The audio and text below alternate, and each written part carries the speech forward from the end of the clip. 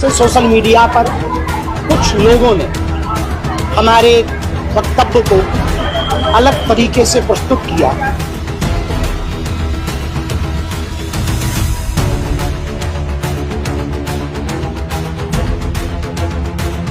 जैसा कि आप लोग देख पा रहे हैं कि यहाँ पर छत्रपति शिवाजी का नाम लेकर बहुत जोरों शोरों से धीरेन्द्र किशन शास्त्री का विरोध किया जा रहा है। अब सवाल यहाँ पर यह है कि धीरेन्द्र किशन शास्त्री ने शिवाजी महाराज के लिए क्या ऐसा कह दिया कि लोग इतना ज्यादा बौखलाए हुए हैं।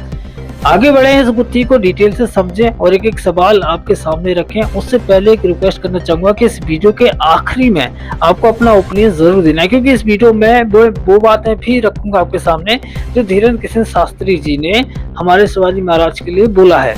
अब आपका ओपिनियन, आपकी राय, आपका जवाब ये रखना होगा कि जो उन्होंने बोला वो वाकई में गलत था या फिर नॉर्मल था। ये सलाह आपको अपनी राय कमेंट बॉक्स में जरूर देना है। आगे बढ़ूं उससे पहले अपना परिचय देना चाहूंगा। इस मेरा नाम है आर और बहुत ही इंपोर्टेंट वीडियो में आप सबका बहुत बहुत स्वागत है। सब्सक्राइब कर लेना, आगे भी ऐसे इंपोर्टेंट वीडियो फ्री मिलते रहेंगे।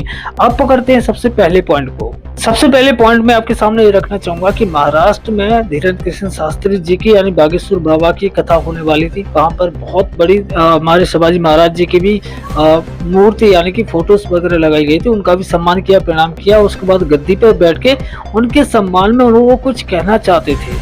ठीक है, तो वो किस तरह से कहा पहले आप सुन लो।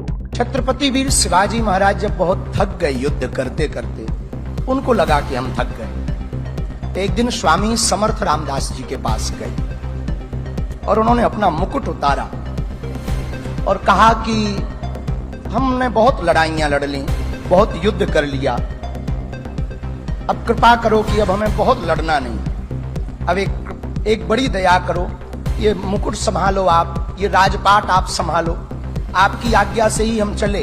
अब हमसे चला नहीं जा रहा, अब हमसे युद्ध लड़ा नहीं जा रहा, हम बहुत थक गए, अब हम विश्राम चाहते हैं, अब हम आराम चाहते हैं, अब हम कुछ दिन कुछ करना नहीं चाहते। तो ये बातें जो आपने अभी सुनी है इनको जरा नोट करके रखना, क्योंकि इन्हीं को लेकर लास्ट में आपसे सवाल पूछूंगा। उसके बाद इन बातों को सुनने के बाद मुझे नहीं पता कि वो कौन से लोग हैं जो भड़क उठे, इतने ज्यादा भड़क उठे कि नतीजा आप लोगों की आंखों के सामने है।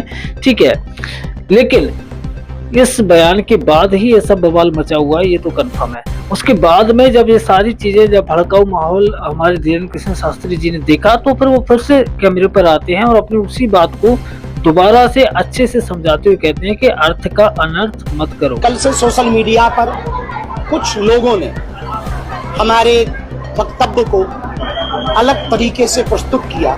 हमें दोषारोपित किया गया कि हमने उनकी अवमानना की। इस बात को लेकर के हमारे मन में बहुत दुख है, बहुत हमारे मन में खेद है कि जिनको पढ़कर हमने हिंदवी स्वराज की स्थापना को पढ़कर हिंदू राष्ट्र का संकल्प लिया, हम उनकी अवमानना तो दूर की बात है, स्वप्न में भी कोई निंदा करे तो हम सुन भी नहीं सकते।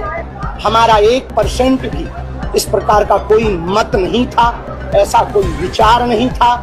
सुनिए आप। अब जैसा कि मैंने कहा था कि इस वीडियो में आपसे एक सवाल पूछा जाएगा, वो सवाल पहले क्लिप को लेकर है जो आपने देखा कि धीरेन्द्र किशन शास्त्री जी ने हमारे शिवाजी महाराज जी के लिए क्या बोला। तो उन्होंने जो बोला वो अगर आपने ध्यान से सुना है तो सवाल का जवाब दीजिए, क्या वो सही था या फिर वाकई में इतना आपत्तिजनक था कि इतना ज्यादा लोगों को आक्रोशित होना चाहिए।